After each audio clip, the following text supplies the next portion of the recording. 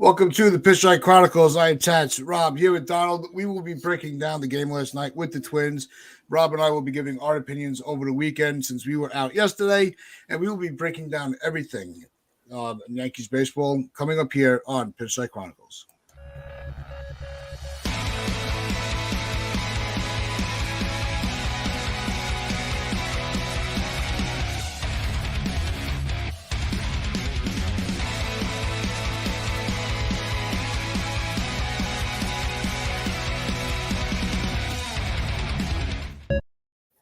All right, welcome back. I attached Rob and Donald, and it was a win for some of us. I think that when you have the back-to-back wins, did it really feel? It doesn't feel like we had a win streak. It actually, I think it's going to give a lot of us false hope. And the one thing I really believe is because of the lineup, that terrible lineup that they put out yesterday, that win yesterday actually gives a little a little breathing room for Cashman and Boone to be able to tell the fans that their process is working when we know it's not. Before the game was even played, did any of you even think that the Yankees were going to be able to get a win yesterday? Not unless Aaron Judge hit 6 home runs. I was like, the only way we're winning this game is if Judge just goes on a tear. That lineup was atrocious, but it was also 3 of the unlikeliest of heroes that came through yesterday. Donaldson, not as much because he got himself thrown out pimping a single, but IKF hit a homer, Gonzalez hit a homer. So sometimes these guys step up, but it still doesn't justify playing them every day. Well, not Gonzalez, but Donaldson shouldn't be playing every day.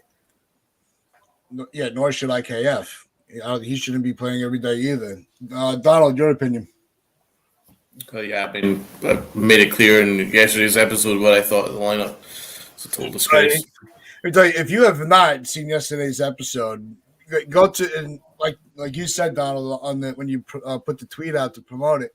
Go to that 31-minute mark and watch when Donald and Boyce from the Big Apple just that lineup comes out, and you guys just your reactions were as genuine and as real to any fan that has ever watched any type of podcast, because it was just your reactions were epic.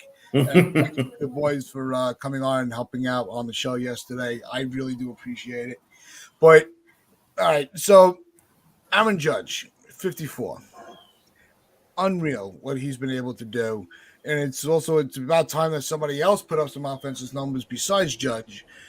But Judge has just been one of those players where he's still staying very humble about it. And he had said, I was reading on MLB.com that one of his interviews, he was saying it's not about the personal accolades. It's nice to have the numbers, but it's really the focus needs to stay on what the team is doing. And with the way that the team has been playing, I think speaks volumes to Aaron Judge's state of mind going into the end of the year, where his focus is still on the team's success, not his own, despite nobody else helping him with the bat. Yeah, that speaks like a captain to me. I mean, who else would do that? Derek Jeter. So Jeter was always about the team first. Aaron Judge is just doing what a good teammate would.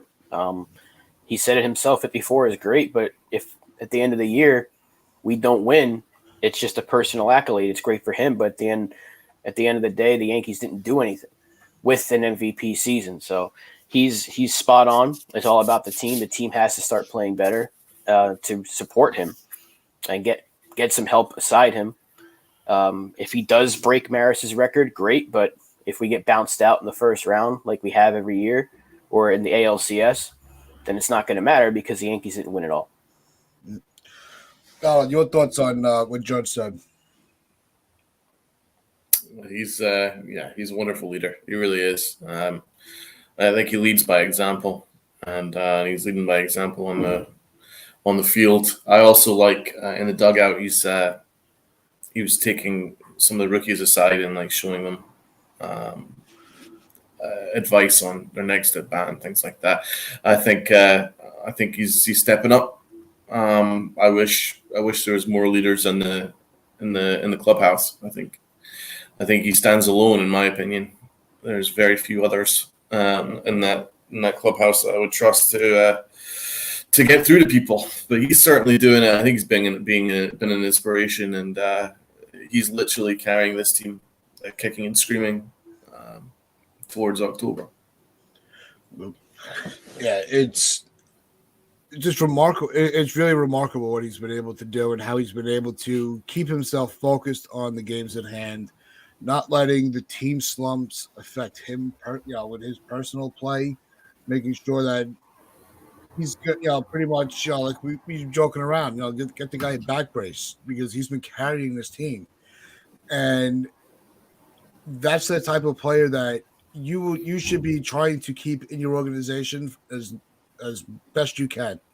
So, like we've been saying, pay the man. That's it. At all costs. Yeah, it really shouldn't matter what the cost is, because somebody's going to give it to him, and the Yankees have the means to do it. And if they don't, these fans are going to be going crazy.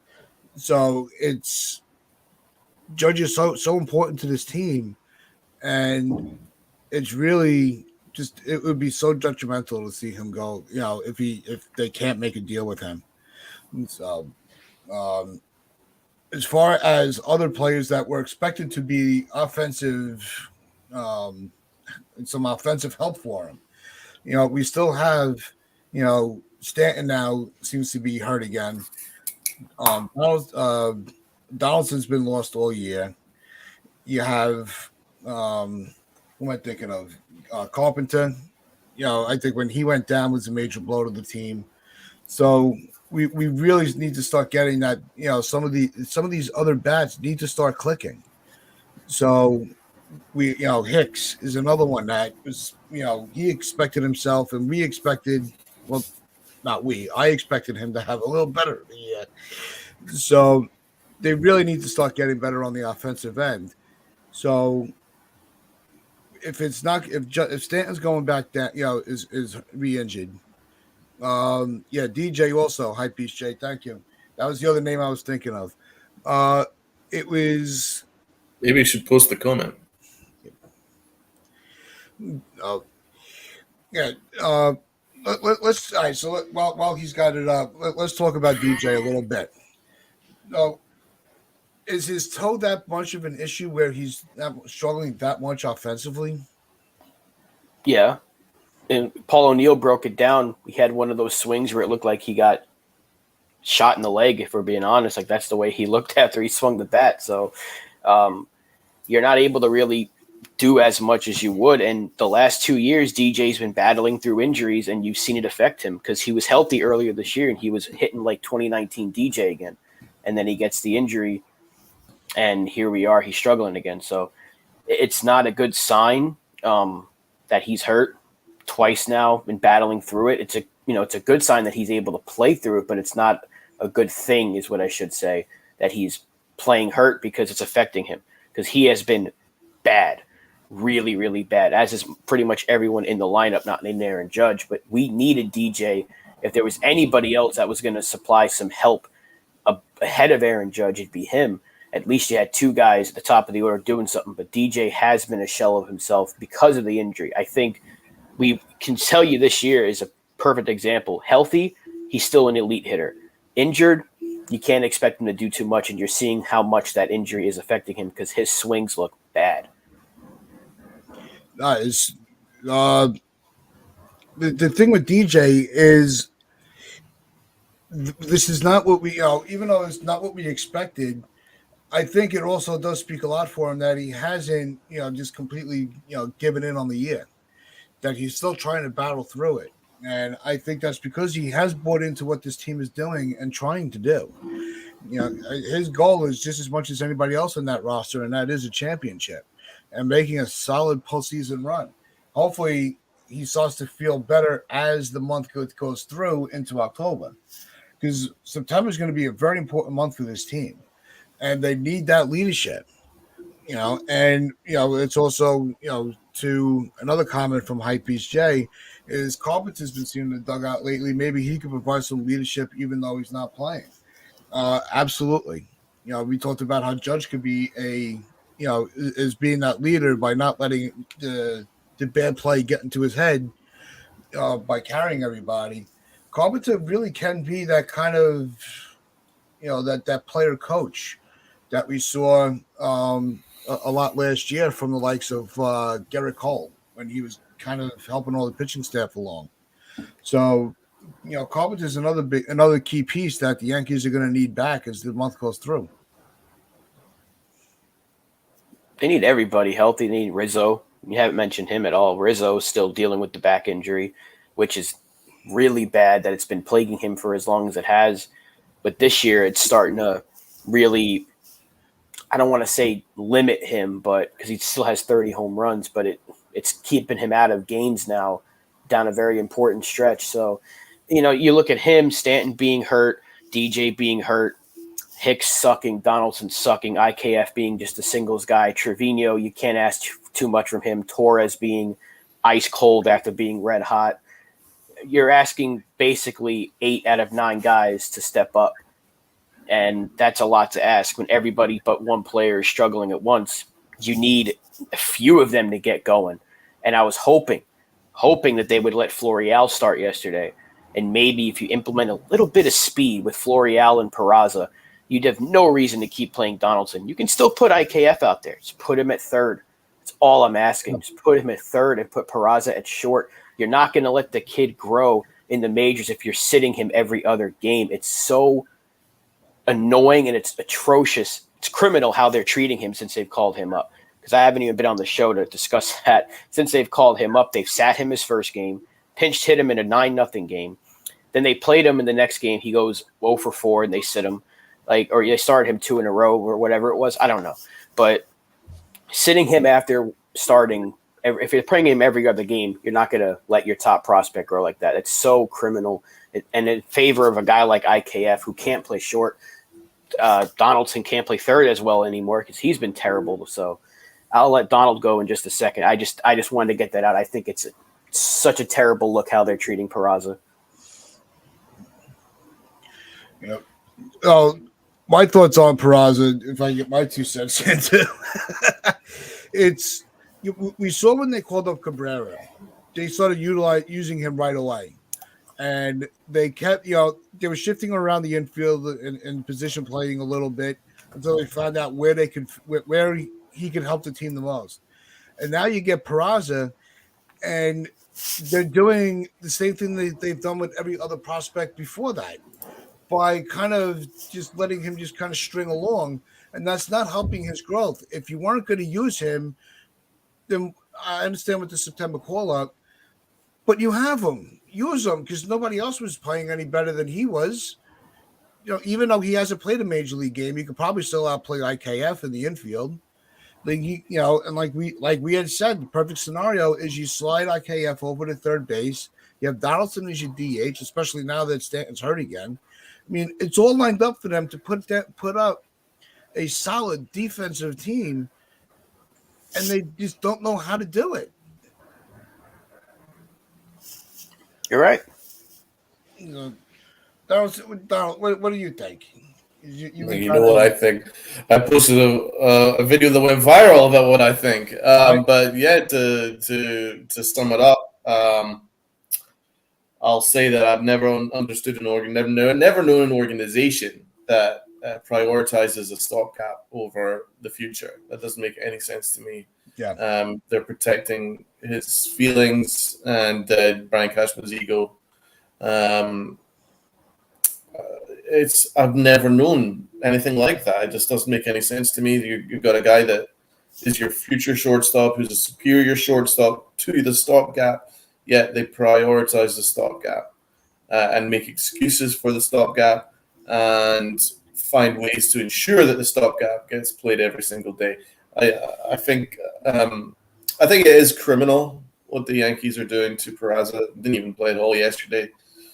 It's criminal what they're doing, but I mean, you shouldn't be surprised because Aaron Boone told you what was going to happen. He was interviewed. prior to the game one, and he said it's fluid. We'll see. IKF's our starter. IKF's a big part of what we're doing. He's our future. Blah blah blah blah blah.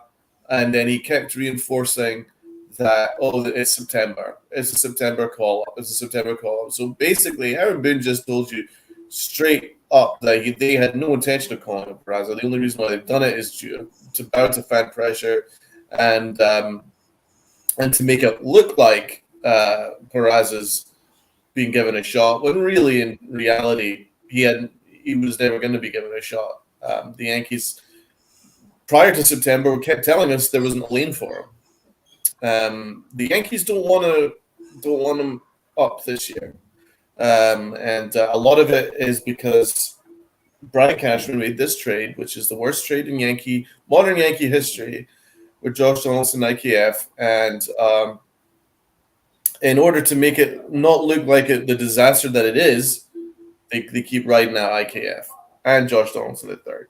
That's why.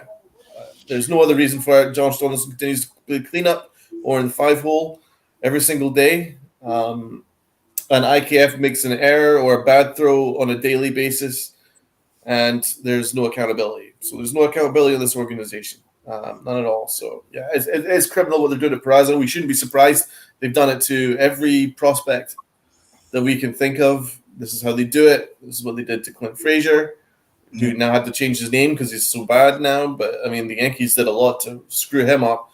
You name it. They've done that to numerous prospects now. And a lot of them are no longer in the organization. And a lot of it is because the Yankees have killed them. Killed their development, and that's why we're in this situation with Peraza. I think their only plan was Volpe to be the shortstop. I don't think Peraza had any plans to be the shortstop, because if he was to be the future shortstop, he'd be playing right now. I'm sure of it. I think that's why they're trying him out at second base.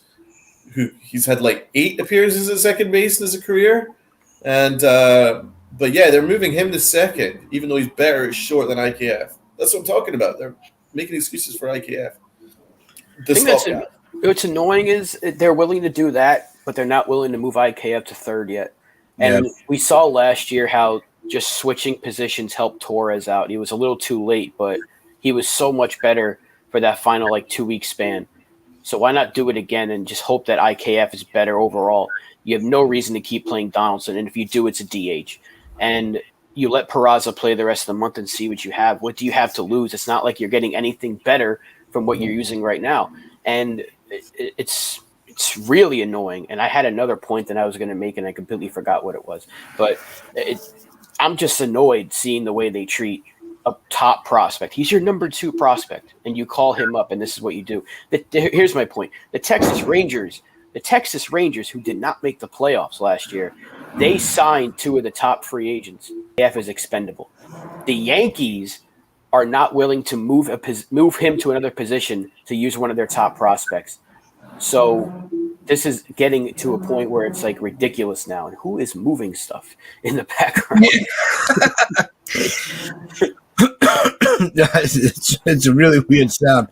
But no, you're right. If they're not going, everything was lined, like we said last week when they first called up Peraza, everything was lined up to fix this infield and put IKF where he belonged, and that's at third base, and had Donaldson on the bench. As good as he's been, as well as he's played at third base, his bat wasn't contributing enough to justify keeping him over IKF. They were both equally bad, but see what IKF could do at third base. That's where he won his Gold Glove. So why not put him in the position that he's performed the best at? And that would have lined you up to have Peraza at short. Are they trying to use him at second base because they want to try to, maybe this is going to be the end for Glaber, and they're trying to find his replacement right away? But you also have LeMahieu on contract to play second base. But then you don't know what's going to happen with Rizzo because his back is hurt, and what's his ability is going to be. So you might need LeMahieu at first. The whole infield is just in a state of disarray right now. They don't know who's going to play where, who's going to be healthy at any given moment. That's very challenging on a manager, and maybe Boone's is not the guy that's able to do it. He can't figure it out. Well, this is on the organization for putting this team together. Whose fault is it? It's Brian Cashman. He put this team together. Maybe it's at the end of the world if Rizzo leaves in the offseason. Who knows? I like him, but if this is the case, I don't want an injured player for $16 million next year. But LeMahieu's probably your first baseman going forward after this year. But still, Beast J has a good comment here. Tats, post that. I'll put it up. What I don't get is if you're not in love with these prospects, then trade them and get some good players. But they don't do that either. No, 100%. We've been saying that forever. We could have had Castillo, but we refused to put Peraza in the deal. So, I mean, I love Peraza. I want Peraza to be our future, but the Yankees seem intent on not having that happen because of ego and spin and politics and all the stuff that has no relevance to baseball. Because I refuse to believe that any other GM in this spot would be like, oh yeah, IKF should be playing over Peraza. That just doesn't make any sense. I mean, you don't call up top prospects not to play them. I've read that on numerous accounts from esteemed sports writers that said that once Peraza was called up, they said, oh, well, once you call up a top prospect, they're going to get game time. But the Yankees were like, oh, no, not us. We're so much smarter than you. We're the smartest people in the room. That's why it's frustrating. It really is. You as Hypebeast J says, you have to pick a lane. Choose which direction you want to go. If you feel that you are all in on a championship, and Peraza can help you get that piece that can win you a championship, Castillo, hello, then you make that deal. But they refuse to do it. So it makes you think that, so they're building around their youth, are they? But actually, no, they're not, because they have an opportunity to play their youth, but they're not doing it because they can protect their veteran stopgap. Well, the thing is, they wouldn't have had Castillo because they wanted Volpe, and the Yankees are not giving up Volpe. They could have had Lopez. They could have gotten Lopez and I think Rojas from the Marlins for Glaber and Peraza. But they didn't like that trade. I didn't like that trade. Yeah, so but they could have probably still gotten Lopez, if maybe just for Peraza and Torres and another prospect.